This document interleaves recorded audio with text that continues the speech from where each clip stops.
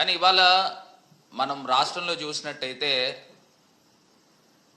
మొత్తము సొమ్ము ఒకరిది సోకొకరిది అన్నట్టు వ్యవహారం కనబడుతుంది. అంటే తెచ్చినవి ఏమో గతంలో జగన్మోహన్ రెడ్డి గారు ముఖ్యమంత్రిగా ఉన్నప్పుడు వారు తీసుకొచ్చినాయి. ఇప్పుడు బల్క్ డ్రగ్ ప్రాజెక్ట్ అయితే కానివ్వండి, లేకపోతే గ్రీన్ ఎనర్జీకి హైడ్రోజన్ దానికి సంబంధించి అయితే కానివ్వండి, లేకపోతే రైల్వే జోన్కి అయితే కానివ్వండి, అప్పుడు గతంలో ఇవన్నీ కూడా తీసుకుని వచ్చినాయే. ఇప్పుడు ప్రత్యేకించి కొత్తగా ఏం తీసుకుని వస్తున్నారు అనేది మా ప్రశ్న. ఇప్పుడు ప్రధానమంత్రి గారు వస్తున్నారు, ఇప్పుడు అక్కడ కొన్ని వేల కోట్ల రూపాయలు విలువ చేసే స్టీల్ ప్లాంట్ ఉంది, అది ప్రైవేటైజ్ చేస్తూ ఉన్నారు. దాని మీద ఏదన్నా మీరు హామీ ఇప్పించగలుగుతున్నారా అని అడుగుతున్నాం. అది ప్రైవేటైజ్ చేయట్లేదు, దాన్ని యాజ్ ఇట్ ఈజ్ ఉంచుతాము.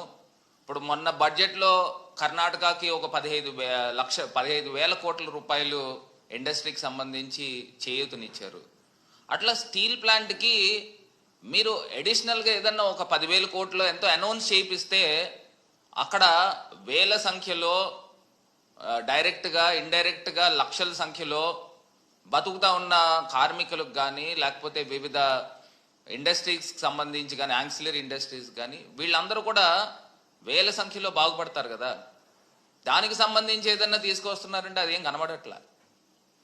ఇవాళ నేను క్లియర్గా చెప్తా ఉన్నా, ఇప్పుడు గతంలో కూడా ఈ ఎన్టీపీసీ ద్వారా గతంలో గ్రీన్ ఎనర్జీ ప్రాజెక్ట్కి అప్పుడున్న సిఎస్ గారు జవహర్ రెడ్డి గారు మరి అక్కడ ఎంఓయూలు కూడా ఎక్స్చేంజ్ చేసుకోవడం జరిగింది. అదేవిధంగా మనకి బల్క్ డ్రగ్ ప్రాజెక్ట్స్కి వచ్చేసరికి 17 రాష్ట్రాలతో పోటీ పడి ఆంధ్రప్రదేశ్ రాష్ట్రము మరి అప్పుడు జగన్మోహన్ రెడ్డి గారి నాయకత్వంలో సాధించడం జరిగింది.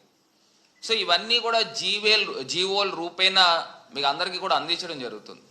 ఇప్పుడు కొత్తగా ఇండస్ట్రీల గురించి మీరు ఏం తీసుకుని వస్తున్నారు అని అంటే అదొక ప్రశ్నార్థకం. నిన్న లోకేష్ గారు కూడా ఏవో మాట్లాడుతూ ఉన్నారు, ఏదో బాండ్ పేపర్ల మీద ఇండస్ట్రీలు వాళ్ళు రాసి ఇవ్వాలి, రాసిస్తే అప్పుడు మేము వచ్చి పెట్టుబడులు పెడతాం. ఎంత మరి తెలివి తక్కువగా మాట్లాడుతున్నారు నాకైతే అర్థం కావట్లా. మనం ప్రజాస్వామ్యంలోనే ఉన్నాం కదా. ఇప్పుడు ఇండస్ట్రీలు వాళ్ళు ఎవరు అడుగుతున్నారంటే వాళ్ళ పేర్లు ఏదో చెప్తే మేము కూడా తెలుసుకుంటాం.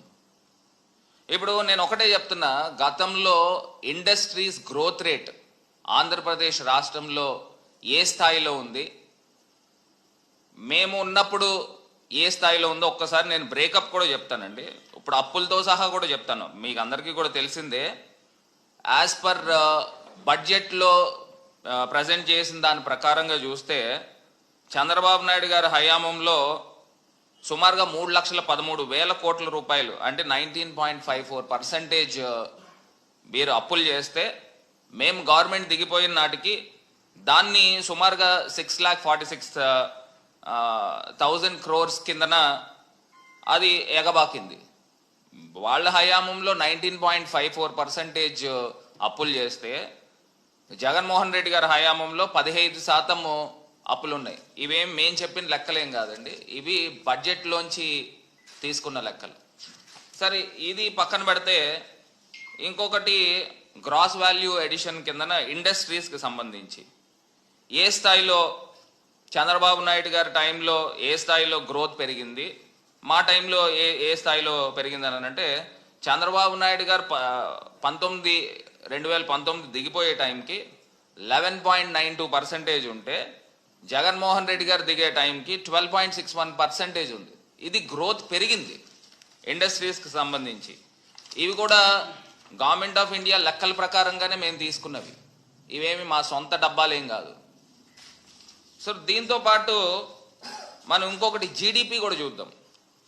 Per capital GDP components and per capital income ప్రకారంగా కంపారిజన్ కూడా చూద్దాం.